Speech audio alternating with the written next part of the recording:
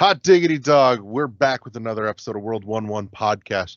Quick tease for the third half of the show. This week, we're looking at and asking the question, should speedrunning be a sport? So stay tuned for that. Also, shout out to our awesome sponsor, Imaginary Authors, helping you up your scent game. More about them right before the break. If you haven't already, subscribe. Share it with a friend. If it feels right, just go with the feeling. But definitely subscribe and share anyways. If you haven't already, you should also absolutely jump into our Discord. Link to that also in the show notes. I am, as always, your host, Rawl to the Wall. Joining me this week is nobody, at least not for the first half. So if you're watching the YouTube version of this, you've probably already figured out that something's a little different this week. And if you're listening to the audio, you may have noticed nobody else has chimed in, and that's because this week's a little bit different, just for the first half. Third half of the show, down the warp pipe deep dive, as always, awesome. Make sure you stay tuned and check that out. But this week, for the first half, I wanted to take a few minutes, just us, just me and you. You know, put the earbuds in. This isn't for somebody. This is for you. This is our time together. So really, actually, we've just got some kind of housekeeping notes and a few things I wanted to talk about just a little bit for some new people that are maybe finding us recently, as opposed to those that have been with us since the beginning 8 long years ago. First off, if you're new-ish, welcome. We're happy to have you. It's nice to see you. I'd love to chat with you. If you'd love to chat with us, jump in the Discord. We'll chitter-chatter. It's nice. It's chill. But, real quick, some housekeeping notes and some things to look forward to. 1, we have left, depending on timelines of me getting a few things done, Podbean. We have shifted over to transistor.fm. They offered a better solution for what we needed going into the future. For us, for you. One of the biggest things that really prompted this change, this shift, this move, is Transistor offers us multiple RSS feeds for no additional cost. So here's what that means to you. That means that if you're listening to this in the main network feed, you'll still find all the new stuff there. But we're going to be rolling out some other stuff.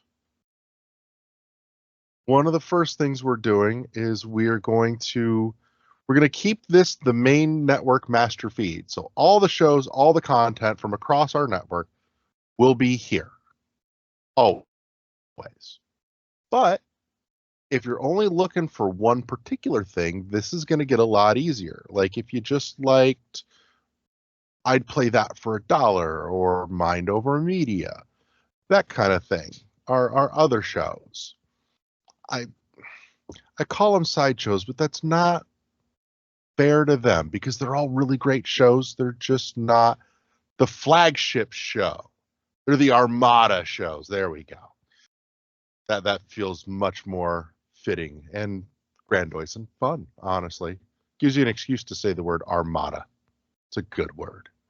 Anyways, so those shows will all be getting their own separate RSS feeds, which means if that's the only thing that you're looking for, you can subscribe to just that show and keep up with that and filter out everything else for your ease and convenience. Additionally, like I said, the first thing that you're going to see happening, though, is the flagship show, World 1-1 Podcast, getting the first dedicated feed. And everything will be there. All 8 years of World 1-1 in that feed, all in order, so you can binge listen to your little digital heart's content. One of the next things that will be rolling out after that, this is for anybody that's new or new-ish to World 1-1. We're going to be rolling out an additional feed called World 1-1 Classic. And it's just going to be us re-releasing all the old episodes a week at a time. Because I know, especially if you're new, you can jump in and look at our backlog and go, oh, fuck this, that's too much. So World 1-1 Classic is going to offer a way to get into World 1-1 from the beginning without feeling overwhelmed. We'll drop an episode a week until everything's caught up, and then eventually it'll just kind of be there. We might put some lag on there. I don't know. I'll figure it out, but that's several years out. Holy crap. Anyways, but from there, you're going to see RSS feeds rolling out for our Armada shows. I'm absolutely sticking with that from now on. God, that makes me happy. So, Phazon Labs, I'd play that for $1. Mind Over Media, all of that getting their own individual feeds, and we'll be rolling those out one episode a week of the old backlog content. Now, this brings us to the subject of the Armada shows. Because if you've been with us for a while, you may have noticed they haven't been around in a while. And there's a couple of reasons for that. One was a whole lot of stuff just kind of happened in everybody's life all at once. Two is that these were all weekly productions. And aside from Mind Over Media, I was handling all of it myself. So, and this is not it's not a dig, it's not a slight at anybody else who was on any of those shows, because those shows wouldn't have happened without them. But all the editing, publishing, social media, all of that has been pretty much a one-man show from the beginning. Way back in the earliest days, Eddie handled the editing, what little of it there was, but eventually it got, I took over on that side of it too. And for 8 years, it's kind of mostly been a one-man show outside of recording and a few other things. But the heavy lifting on the back end that nobody really sees, thinks about, notices, that was me. And it's not me tooting my own horn. This is just me saying that juggling all of those on a weekly basis was a lot.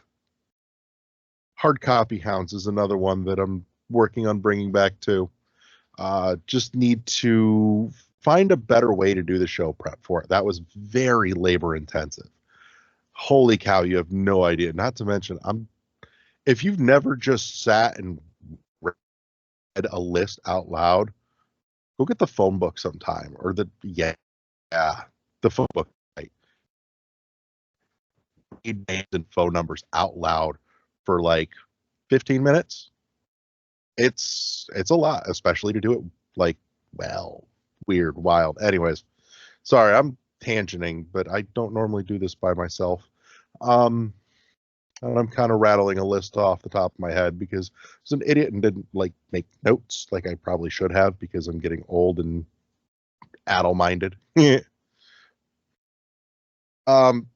We are looking at bringing back the Armada shows. There's not a timeline for it at this point, but it is a series of conversations that have been happening in the background with a few people about bringing those back. We very much want to bring back I'd Play That for $1. That got great response. That was our budget gaming show. And if you haven't checked it out, you can totally dig through the archives in the master feed. Or if you want to hang out and give me a little bit of time, and I'll make sure that when the new RSS feeds for the individual Armada shows roll out, everybody will know. We'll make a little stink about it. So keep your eyes peeled for that if you want to go that way. Phazon Labs. Michael and I have been talking a little bit in the background. We'd love to go back to it. Mind Over Media, I know, actually has new episodes that are in production right the hell now. So that's a thing that's coming back. That one is coming back maybe a little differently than the rest of them will, just because that's not one that I actually handle. That's the one show out of our network that I wasn't doing anything on, let alone everything. But we're going to be looking at rolling them out again, bringing them back and rolling them out in a seasonal format with a kind of the World 1-1 version of ESPN2, World 1-2 network. And we'd like to bring them back for maybe like 10 or 12 episode seasons and just rotate those shows out so you'll have a regular weekly dose of an Armada show, but not all of them at once. I think, too, that'll let us make those shows better for us, for you. Yeah. Beyond that, if you're new here, or even if you've been with us for a while, I wanted to take a minute, and maybe I should have done this at the top, but we're rolling with it. We're jamming. It's just us, and we're hanging the hell out. A little bit about, I want to talk just for a minute, a little bit about the World 1-1 podcast, World 1-1 podcast network, and what we strive to do here.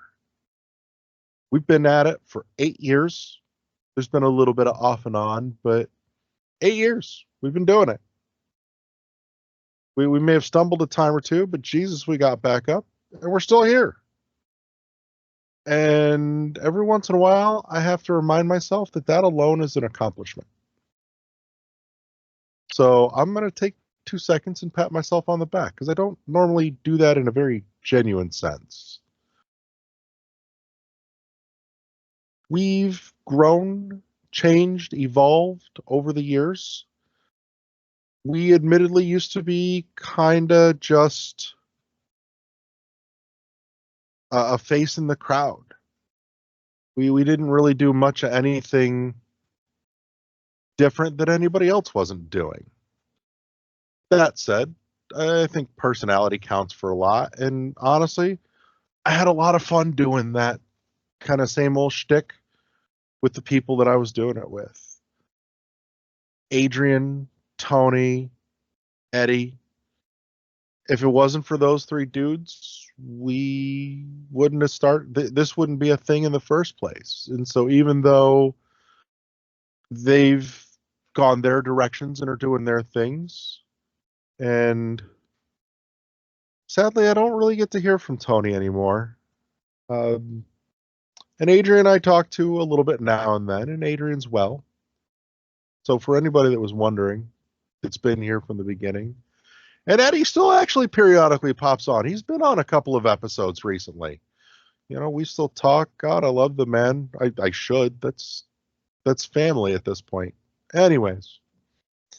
But we've grown and evolved, and what we've grown and evolved into, I don't think we've ever really talked about, or at least I don't think I've ever really talked about on air explicitly or intentionally. But I've taken great pride in what we've become, and that is a podcast that strives to do more than all the others. You can get your gaming news of the week tens of thousands of different places. And admittedly, some of them are pretty good even. That said, it's been done, and It's been done better than we could have, and we did it for a little while by a lot of other people. But more importantly, I discovered that we were really good about going further than skin deep. And I found that was something that honestly kind of had been bugging me about so much of the video game content that even I was consuming. Everybody was talking a lot and everybody was saying the same thing, but it was all so surface level. And I wanted more, and I figured I couldn't be the only person that did. So we kind of tightened our focus and figured out that we wanted to go in a direction that would create a library for forever of content, of material. God, don't tell anybody I said the word content in that context. I feel gross inside. Anyways, but that we would create a library, an archive of shows, of materials, of conversations, of thought processes, of jokes, and everything else that would stand the test of time, at least for a while, and aim for more evergreen content that goes deeper than skin deep. Talking about gaming, the industry, the medium, the community, the business, the economics, the social implications, bad and good. What the future might look like, and I know one day I'm going to see something in 10 years and go, holy shit, we talked about that one time. I can point to an episode and go, right there, we called it. Or I can laugh at how horribly wrong we were. And along the way, try and sprinkle in a little hope for the future. Just a smidgen, a pinch, a dash, a sprinkle. Just a tiny bit. And I think we've done pretty good with that. And I hope you think that we've done pretty decent with that too. We try not to let it get too serious, but sometimes it's got to get serious. But we also try and make sure it's at least fun to listen to. And that's real easy to do when you got a whole bunch of friends that you love just hanging out with and spending time. I love every person that's involved in this whole hoopla with me. The ones that are here, the ones that were here. I don't know. Might see some of them back again one day. Who knows? But I thought it'd be a good idea to say some of this out loud on the microphone while it's recording once, because I don't think we've really done that. And it seemed like a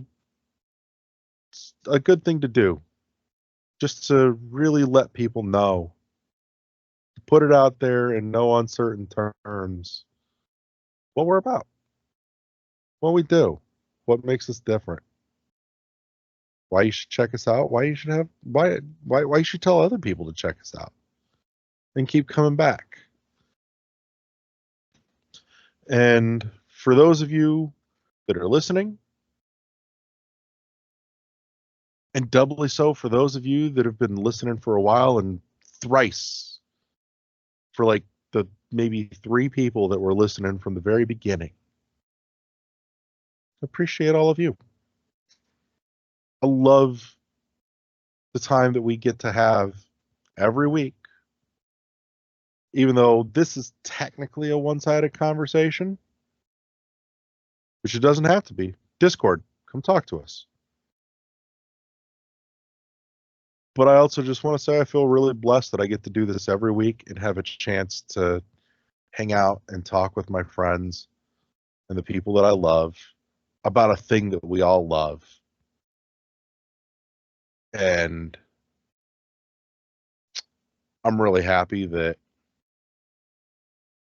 you, the listener, the viewer, the Discord denizen, hopefully, if not yet, maybe soon. I love getting to have this time with y'all. I hope that we get to have a lot more of it. And maybe a little selfishly, I'll say, I love that I get to do this because I love my friends. I love getting to hang out with the people that I love every week. And I'm sure I've just talked in a circle for the last 3.5 minutes, but you know what? It's a soft moment. We'll just go with it. Don't tell anybody. It's our secret. I can't tell you beyond that. We've got some really cool stuff coming up. I've been chatting with and talking to some future guests for the show. We're working on bringing the Armada shows back. The flagship show, World 1-1, is back. It has been back for a while now, and I feel like we're headed in the right direction. And I hope you do too. I feel like we're going in the direction of a show that I'd want to listen to. And I think that's a big part of what drives what we do now too, is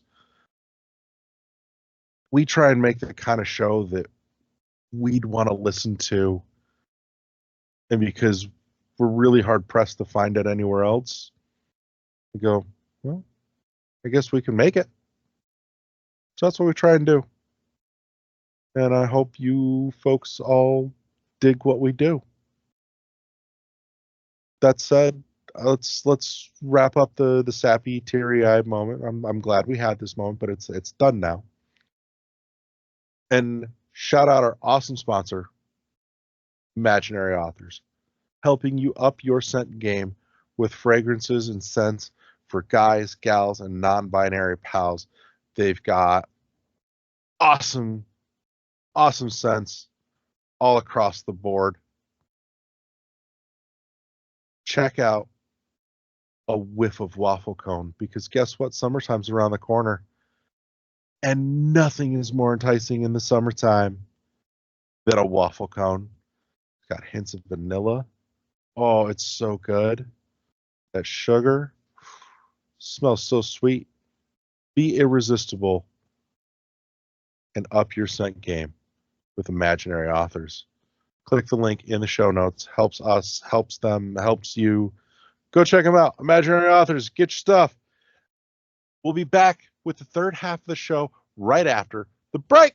And we're back with the third half of the show. This week, we're taking a dive down the warp pipe and asking the question, should speedrunning be considered a sport? And before we started this recording, Eddie and Kathy were already chomping at the bit over this. Like, yeah, we've hit a good one. And the irony, the stupid thing is, this topic has been sitting on the topic list for almost a fucking year, and we haven't hit it yet. Maybe longer, truthfully.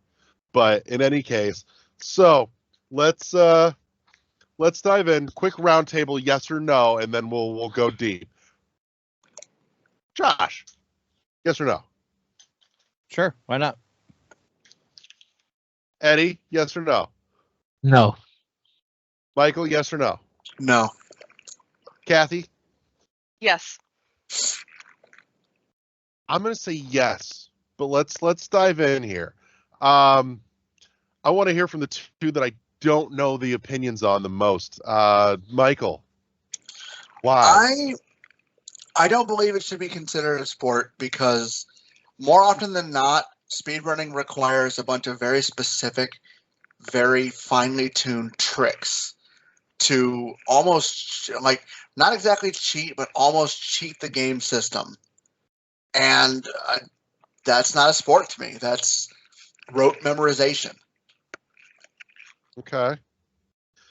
And LeGrew? I have almost the opposite as Michael. I believe everything he says. However, I think that the rote memorization could be a sport. Just that level of commitment to figure out, like to break the game, it should be rewarded in some way other than just memorization. Because look at like Super Mario 64. Like people figure out how to break the game to get out of the boundaries of the game. And how long did that take them to do? It's not just memorization. It's like lots of hours, lots of time spent. You're not wrong, but as I said, that doesn't mean it should be a sport. I think right. why, like, to me, why not consider it part of the esports genre? Because it doesn't hurt to consider it. If you don't consider it, it gives it like kind of delegitimizes it, in my opinion. So that changes the definition of the question of esports and right, and that's what we're talking about, right? We're talking about changing the definition of the question. Like, I just said like sports, sport. but I'm okay asking either here, because then you also then there's the next question from that is, should esports be considered a sport, which is something that's been bandied about for a while now. I mean, the reality is when you think really hard and you're like using your brain, you can use as many calories as you can in an actual physical sport. Mm-hmm. So if like, what are we trying to figure out? Like, is it hard? So, you know? So because the thing with esports, so it's more of a competition, multiplayer. You have teams from around the world who are playing one game that allows 4 or more players. When you think of speed running, it is one person because it's a campaign that someone is playing through to get through the game faster, in a sense. Do means that will allow you to shorten the length of your gameplay. And if we look at sports have rules and things that are allowed legally and things that are not considered. I mean, things that are considered illegal. So if we look at a sports function, no, it does not hit that, because with speed running, you're supposed to break the game. In other words, you're supposed to cheat through the game, and cheat as in taking the glitches and bugs that is placed in the game that hasn't been patched or fixed, and use them to your advantage. That's part of the cheating. I'm not the TSA one, the TAS, like when you're using TASBot? Yeah, when you're using something else like that. That's tool assisted speed run for anybody out there that does not know what that is. Those are actually really interesting and cool to watch. If you've never seen them, check them out. The GDQ usually has a small block feature of TASBot stuff every time they're up. Yes. So, like, those are kind of excluded from. I want to say excluded from the discussion, but those are a big form of cheating to get through a game to speed. But that's a whole different thing that we're talking about. In my opinion. Because that's tool assisted. At this point, TASBot doesn't enter into the equation. No. Yeah, and that's why I said that that's not really part of this discussion, but it is part of speed running for people who want to know. Sure. If we look at it as almost TASBot in speed running is almost the equivalent of somebody building like a tennis playing robot. Yeah. Yeah. Correct. Right. That's kind of your eventually take over the world. Yeah. Yeah. If we look at it as an esport, Terminator got destroyed. 40 love. If we look at it as an esport, and it was kind of like Olympic style competition for people around the world on how they could get through a game, then yes, I would be down for that being kind of like esport thing. But the moment that you start considered as a sport and you started adding in the glitches and the bugs and cheating through that instead of playing the game in the way, like I would mention like Mega Man, like if you could dash most of Mega Man without getting touched and get to the boss and beat him the quickest, I'll consider that, yes, as a sport or even as an esport, because you're playing the game. You're using the mechanics that is placed in the game that hasn't been altered or anything. Right. I understand that, but my whole thing is they're also not altering the game. They're playing the game. They're just doing something in the game that they didn't think about. Well, and that's why I feel like when it gets to the using the glitches and bugs, that shouldn't be part of sports. No, I think that's up for debate. Like, I think we could actually have a conversation with that, because that is, I think a lot of people are saying, okay, like, if you just can get through like Mario the fastest using the game, like, don't try to like glitch out. Maybe that should be its own category then.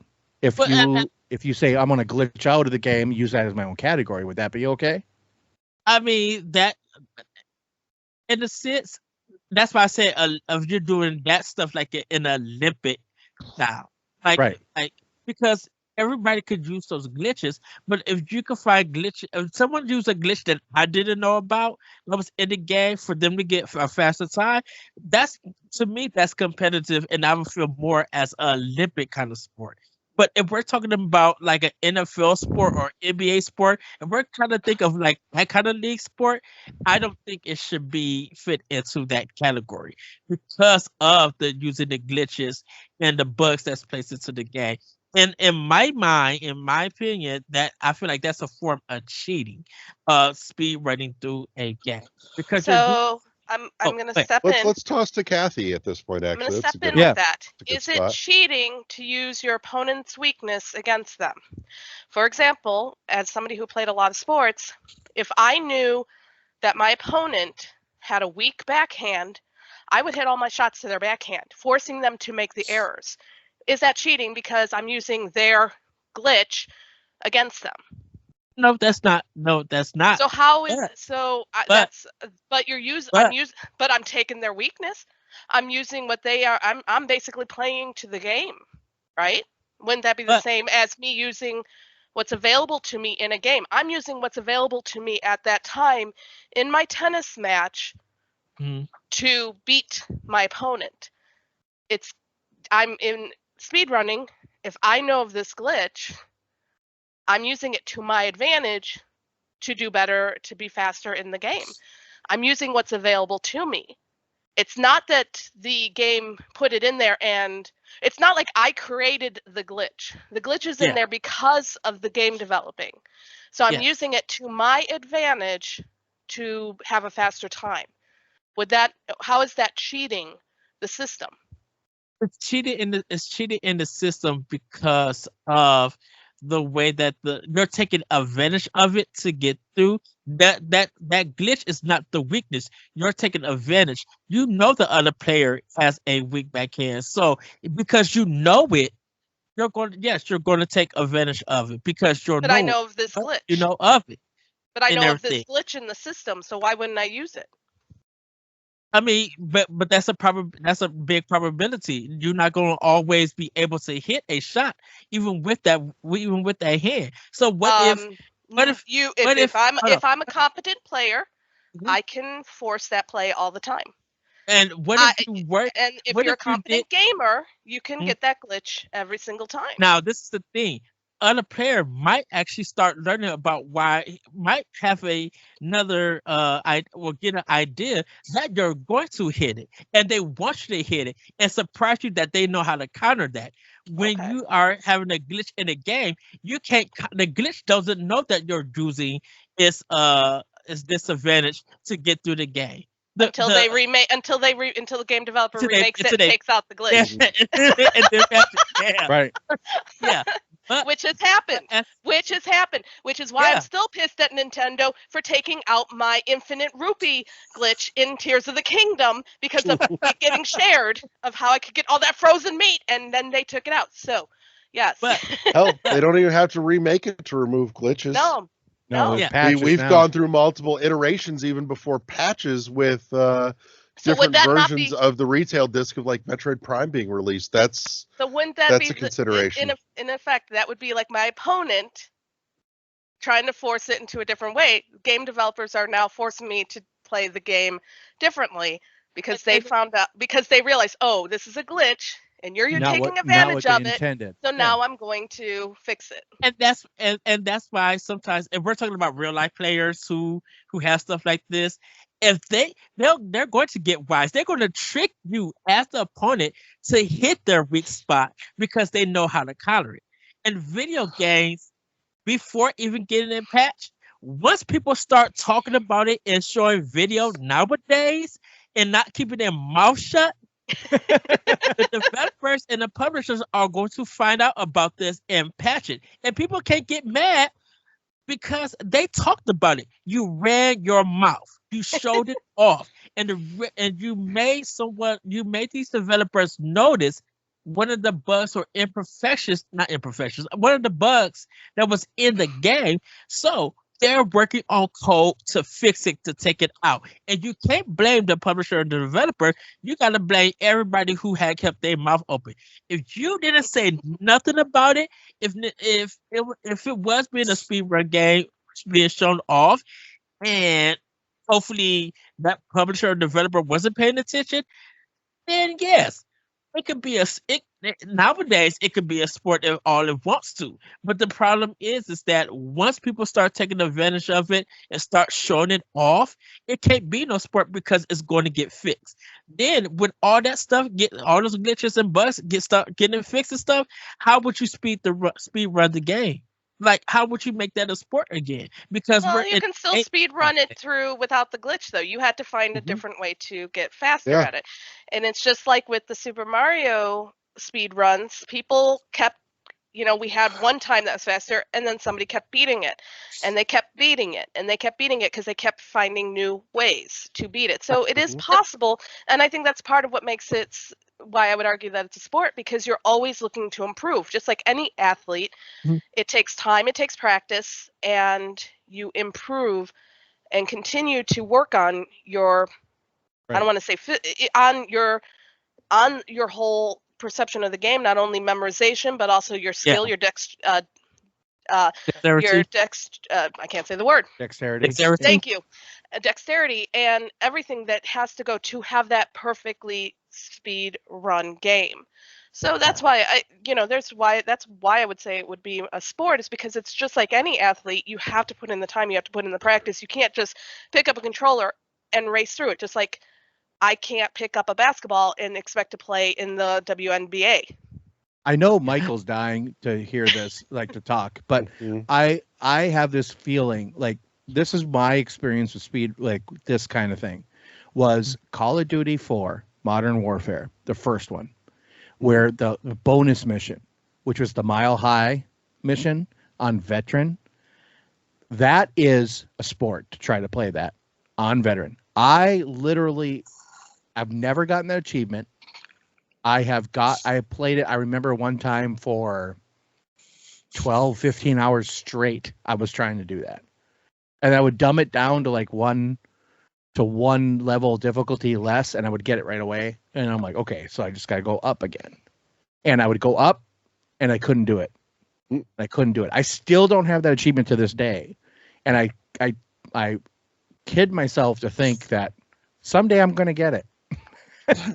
I've got an achievement like that on my list too. It's not, I don't have it, but I keep thinking one of these days I will fucking get it. Is that not a sport? Like, that's what I'm saying. Like, I literally I'm putting in reps, dude. I am trying, that's a sport to me. And if that's what they feel like when they're doing this stuff, to me, that's a sport. I mean, that is literally them doing it.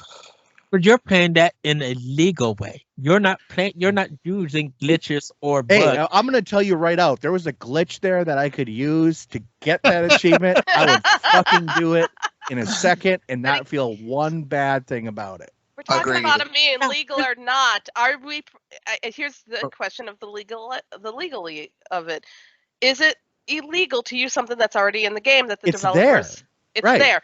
If I went and created a mod that glitched, totally different. I would say that is cheating. But I mean, that's just like somebody using steroids that are not approved to get an edge in a like a race or a sporting event. Like, that's where I would say that yes. But but taking advantage of something that's in the game is not cheating if it's in the game. we have to kind of look at it differently, as in speed racing, speed running.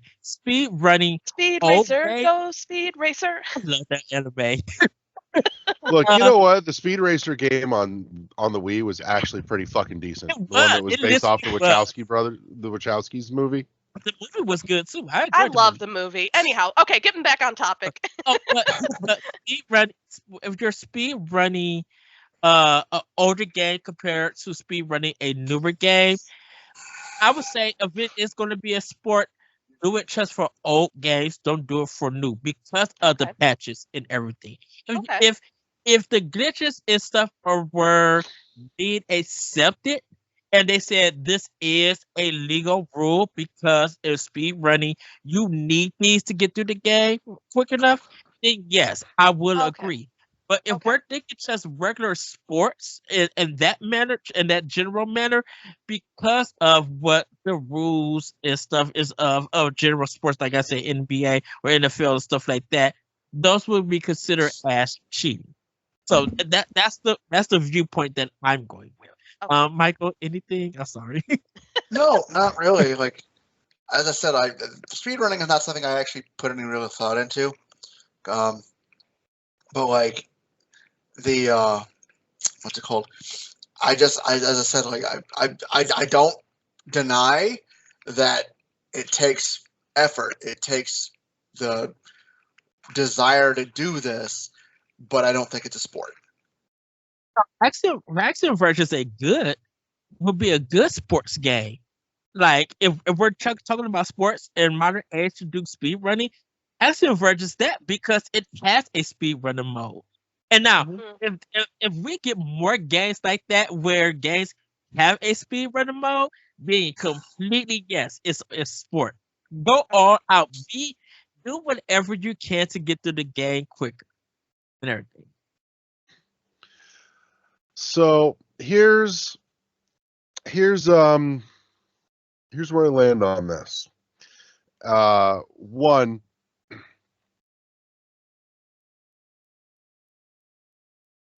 I think yes, there's enough there to classify it as a sport. Eddie, to your point or your comment of it breaking the rules of the game, I look at it this way: take a deck of cards. That's just the pieces of the game. The game itself, or whatever rules, are decided and agreed upon by everybody. Because how many different games can you play with the same deck of 52 cards? So there's that.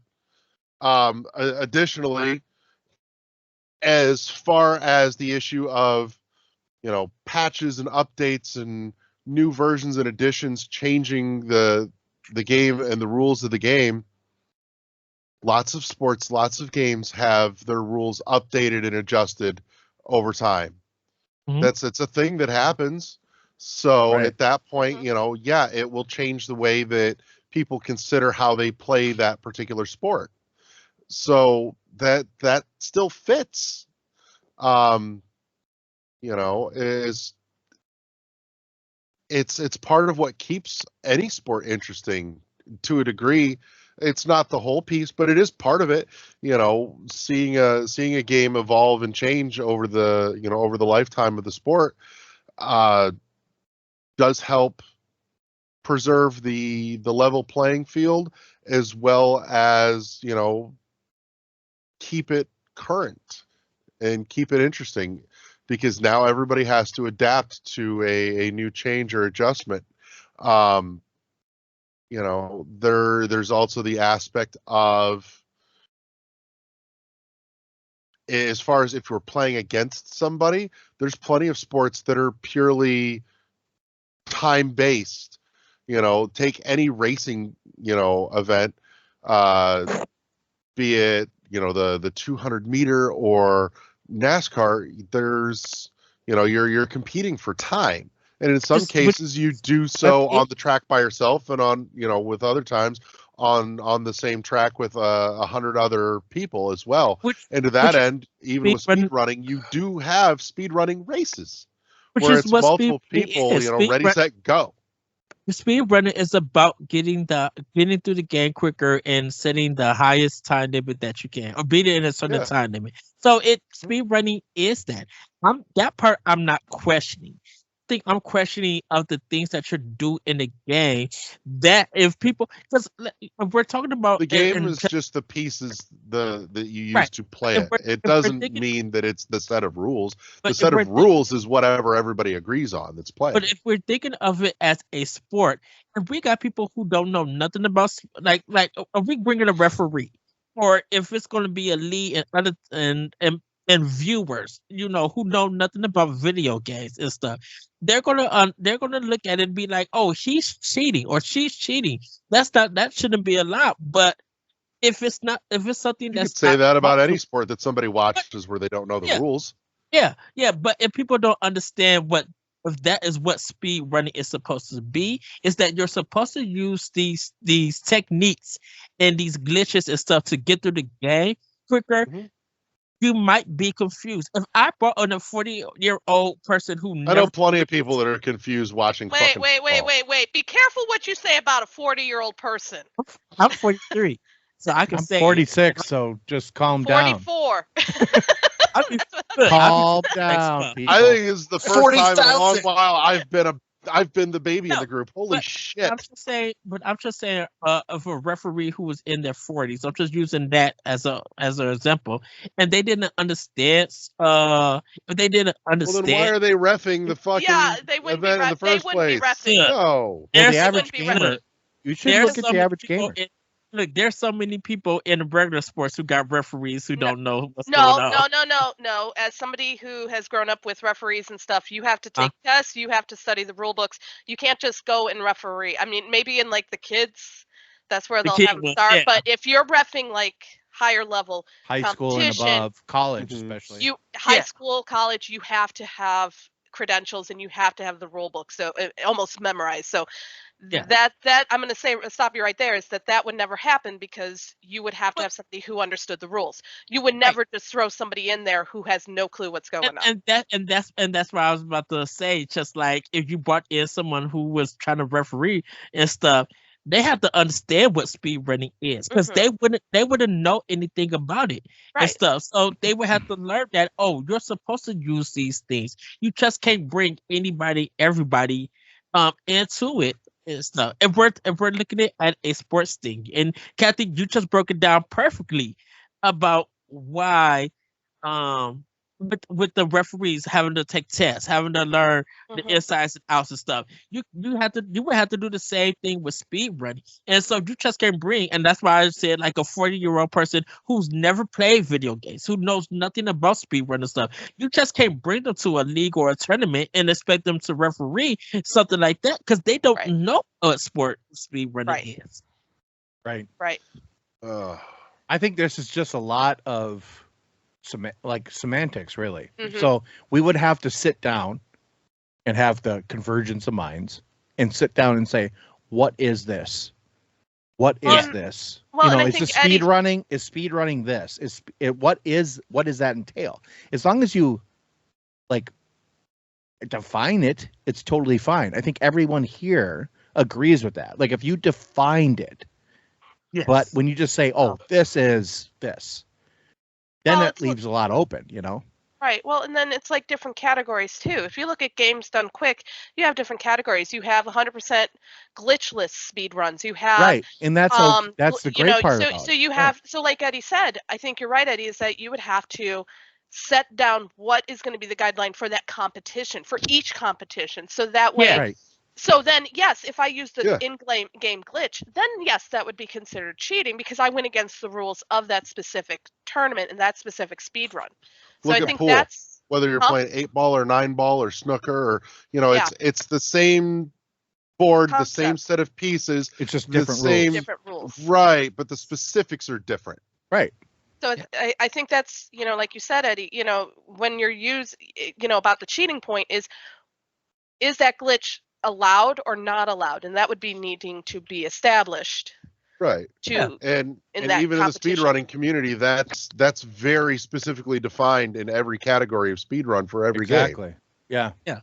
So I mean, that's already in place. And that's why I said and I think that's why I feel like if we would say, can speed running be an Olympic sport? Full on, yes, I 100% that. But if we're talking about it like a general sport, I think because of the rules that goes in most sports, it wouldn't be considered. So that's my reasoning. I feel like it's Monopoly. It's Yeah, Monopoly. Everybody makes their own rule. Yeah, that's perfect. That is the answer to this question. Speedrunning is the Monopoly of video games. Yep.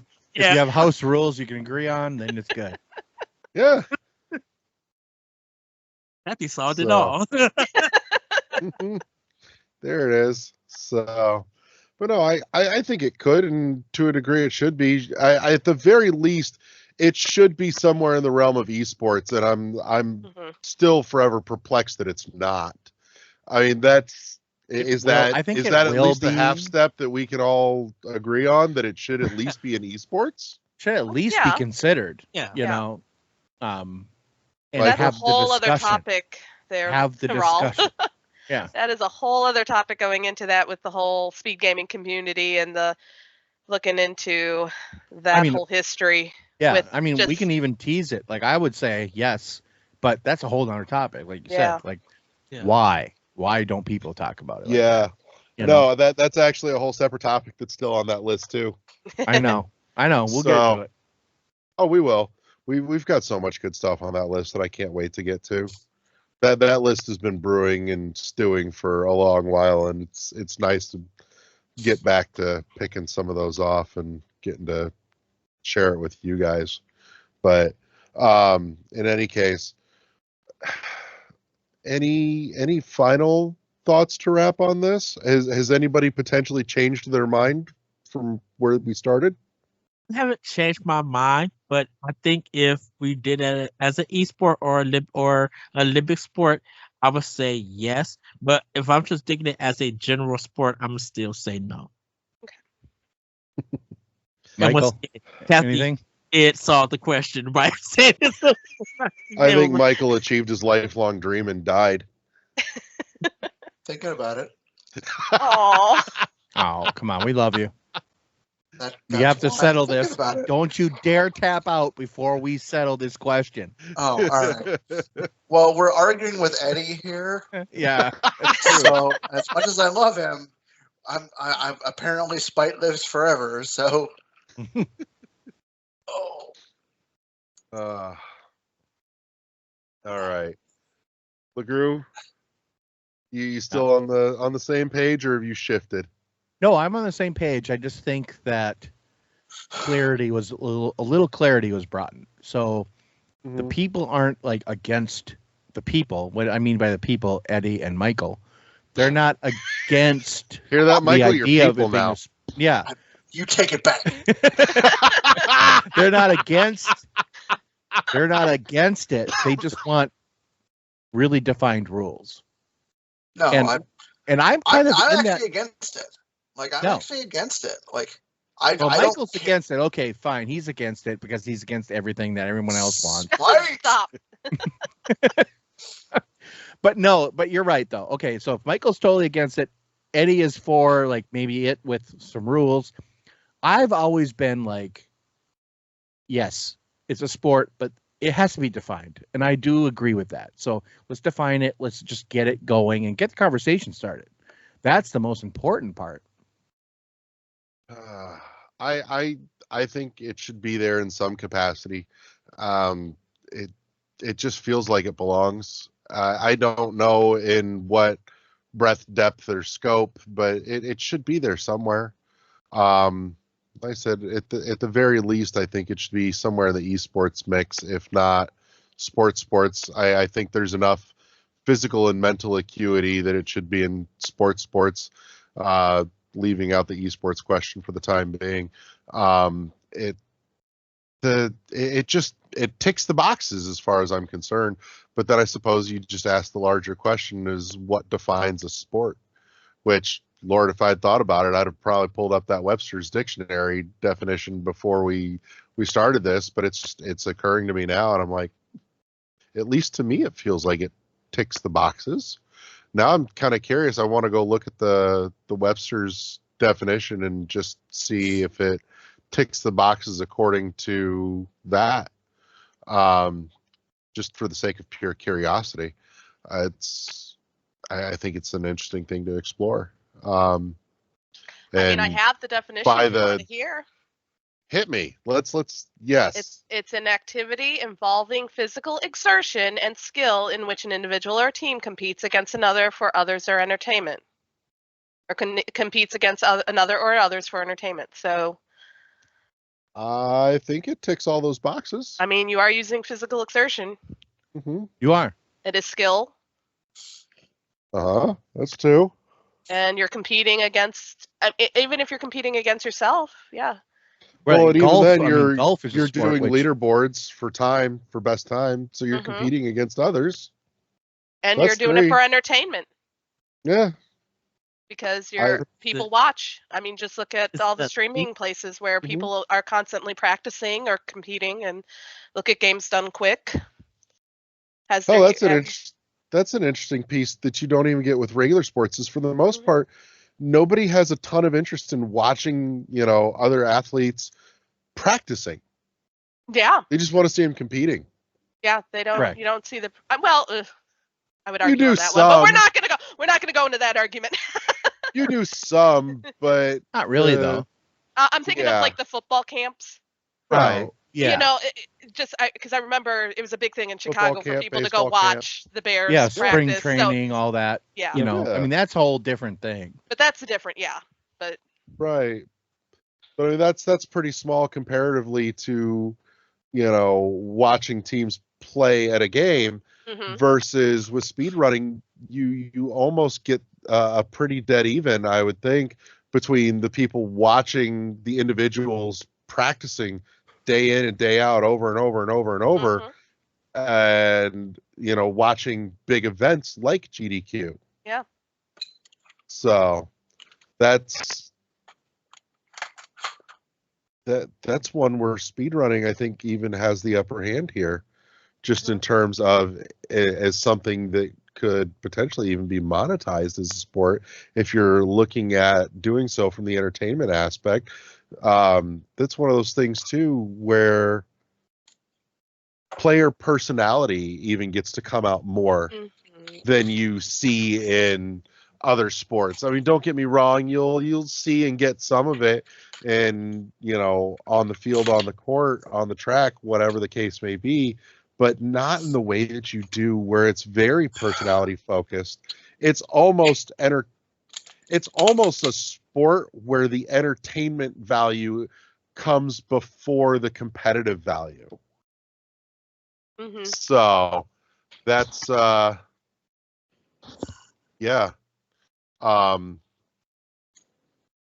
just really puts a whole different layer to it that I actually hadn't thought about. Give me one sec here. I've got something I want to try and add into this conversation before we close, and it's going to take me half a second. I apologize. I may even actually clip this bit, but while Larry's doing that, I want to ask everybody one game you would love to see as a speed run as a sport. Like for me, I would love to see Contra. Like, yeah. I'm surprised that one hasn't been done yet. It's a hard game, that might be the reason why. Contra's not that hard, actually. Arcade version, but yeah, like with that, definitely Contra for me. Michael, do you have one? I do not. Okay. Trying to think of one that is not done very often, because I watch a lot of speedrunners in my off time that I'm gonna have to think about that one. There we go. There it is. All right, we're wrapping, but we have a last edition here. Dear friend is back with us. Say hi. Hi. Hey. All right. So for for anybody that hasn't been around since you were here, quick intro and then weigh in, yes or no, and why. Should speedrunning be considered a sport? I think that it should be considered a sport. Go deeper. Give us a why. I mean, the amount of concentration and practice that it takes, just like as an example, watching people speedrun Super Mario Brothers. My little brother tried that when he was like 17, and he did not have the skills. It takes a certain amount of skills to speedrun. Mm-hmm. Arguably the same amount of dedication as any other sport. Oh. And real quick, because you came in behind the 8 ball here, a quick introduction. Say hi. Hi. It's lovely to have you back, dear. It's been Happy entirely too long. So, returning castmate Riker is playing one of the hardest games of all with a very high learning curve, and that is Parenthood. Gross. I mean, it's not wrong either. I'm not saying it's not. It's somebody that's, half of us on here have done it. So it's gross. That's not that's not in question. But you fatten them up and then you eat good one day. Well, you hope you eat good. You're a dirty liar. Yours is still running around. I'm not done fattening up. She's hitting the growth spurt. Yeah. The whole idea is when you're trailing off, they're trailing up and can help you. It's a risk-reward situation. Like, how long do you let them keep meandering around before it's no longer financially worth it? Well, considering this one's about to start getting chores. Oh, there you go. Mm-hmm. Wow. I'm going to need someone to start mowing my lawn. Wink, wink, nudge, nudge. So, all right. Any final thoughts before we close out? No. All right. Well, let's call it then. Want to say thank you to our awesome sponsor, Imaginary Authors. Thank you to my friends for coming and hanging out with me again, and thank you to everybody that tuned in and listened. And just a reminder, and I will never stop reminding you, if you enjoyed this, share it with somebody else to make their day better. But if you hated it, you should still share it with somebody. Just pick somebody you don't like and make them miserable with you. Don't suffer alone. Phone a friend. We're here to help. So, but that's it. Let's say good night, everybody. Good night, everybody. Good night. Good night. And we'll see you next time on World 1-1 Podcast. Bye, everybody. World 1-1 Podcast is powered by the World 1-1 Podcast Network. Press start to engage your mind. Peace.